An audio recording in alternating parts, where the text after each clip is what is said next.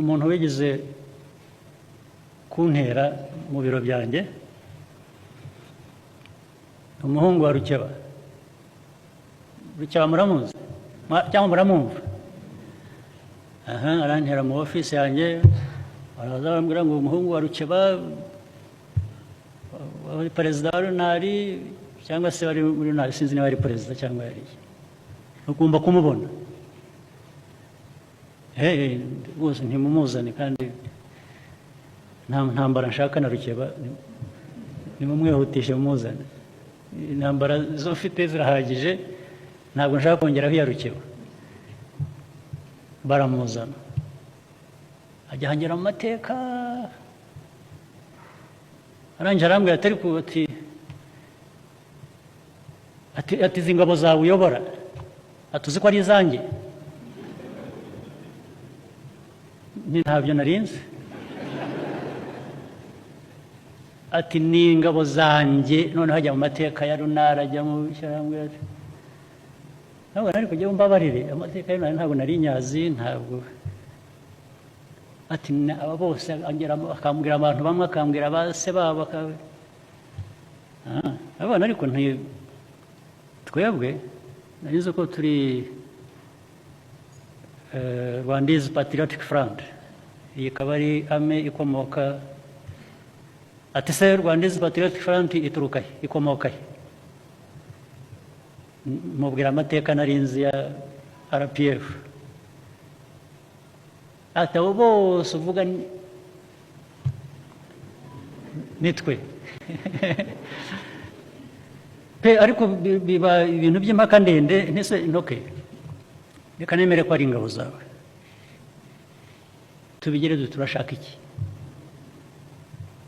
ati ndashaka nyine ko runari igomba kubona umwanya wayo kubera ko mwakoresheje ingabo zayo nko kuvuga ati nanjye ndashaka umwanya hano wicaye abisubiramo hari n'umugabo wankoreraga icyo gihe wajyaga akora translation yitwaga ni Semaragiti Semaragiti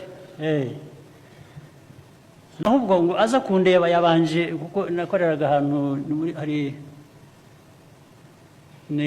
muri Nyarugenge ngira ngo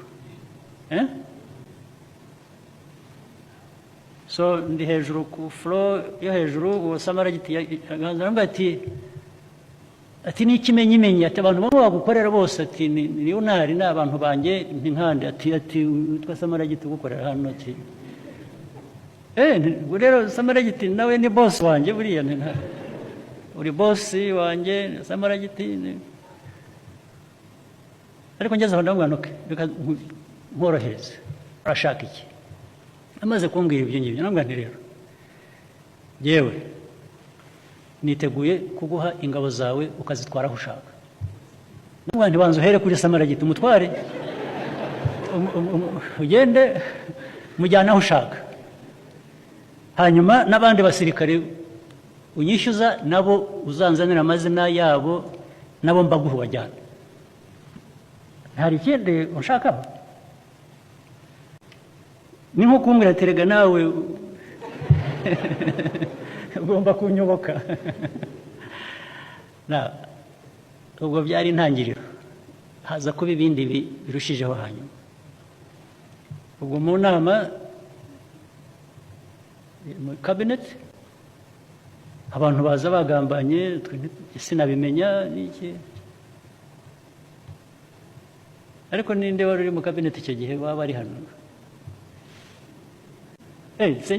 cabinet ya mbere wari urimo na Karemera ngira ngo Karemera ari hano cyangwa nawe nawe wari urimo ya mbere ubwo barabyibuka baraza kunyongereraho ibyo ntaza kwibuka cyangwa ibyo ndi buvuge ku buryo butari bwo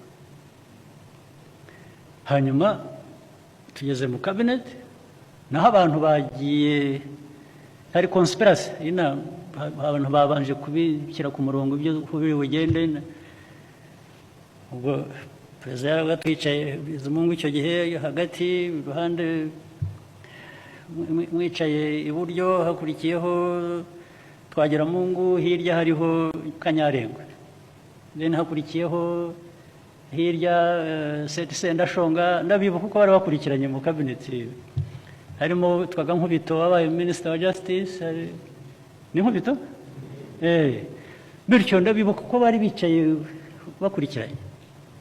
Tugeze mu cabinet haza item kuri agenda, ubundi twagezwagaho agenda turi buganire, haza kuza ko hari dosiye izanwa na Minister wa Interior Sendashonga. Dosiye iza kuba iya Rukeba na Runari. Ngenda bihorera kuko yari yangezeho, namubwiye ibyo namubwiye ndicecekera. Cabinet irashyuha, abantu babanza kuko Runari tugomba, hari ibyayo tugomba kuyiha, ariko ubwo plan yari ukuzana confusion muri cabinet ndetse no mu the whole. Ubwo harimo abantu bavuga ariko ya RPF tuzayikira, ariko buri gishobora kubisenya nuko twayishyiramo amacakubiri tukateranya abantu. Ubwo niyo yari plan. Baraheranya Kanyarengwe ati ariko nibyo, ati nibyo, ati dosiye, ati ibintu biratunganya, atarya, ati seta, ati tubwira, ati bimeze bite. Yari afite file, arayifungura asoma ibintu mbese ukuntu bakwiye kuzanamo, nabo bagashyiramo, bakazana abantu muri leta, bakagira Runari. Kanyarengwe aramwakira, Twagiramungu aramwakira, nuko haza n'abandi ba Nkubito baramwakira. Hanyuma hari abahanyanyaje bagerageza kugira ibyo bavuga, barakubitwa kweri. Ngira ngo hari bihozagara leta sinzi byavuze, baramwakira barakubita, batereka ceceka. Hakurikiraho Karemera barahonda, sinzi abandi bagize vuba atariko ibi bintu muzanye iki gihe, batereka ariko batibeka. Ubwo Bizimungu arashecetse, perezida byatinze, mbaza perezida, ariko perezida uravuga iki?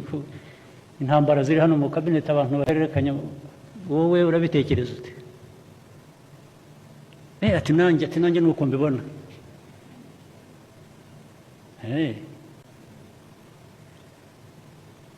Ndeba mera kuri Kanyarengwe, kandi ubwo yari umuyobozi mukuru wa RPF.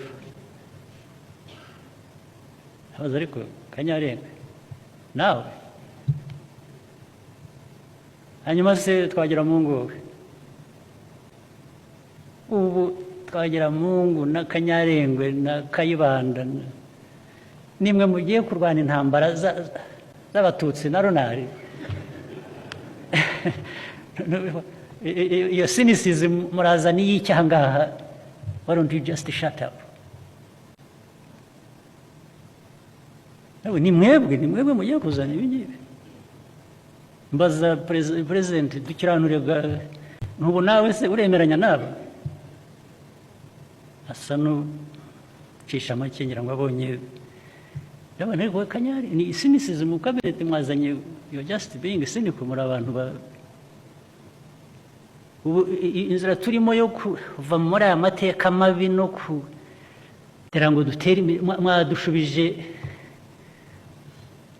inyuma imyaka yose na politike yayo. Ubu niho mwagiye, twicare tubatega amatwi dukurikize ibyo muriho mutubwira.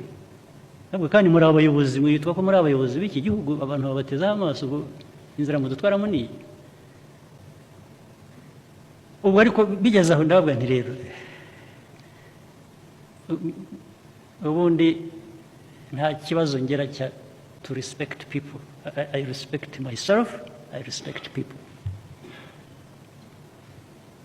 Nabana ariko ubu ngiye gukora ibintu bimwe bita sounding respectful. Kuko hari perezida yicaye hano, abandi bayobozi bakuru mwicaye hano, cabinet mwaho mwayigize ubusa, mwatusaye muri politiki. Nabana yewe ntabwo nakwemera ko amaraso yamenetse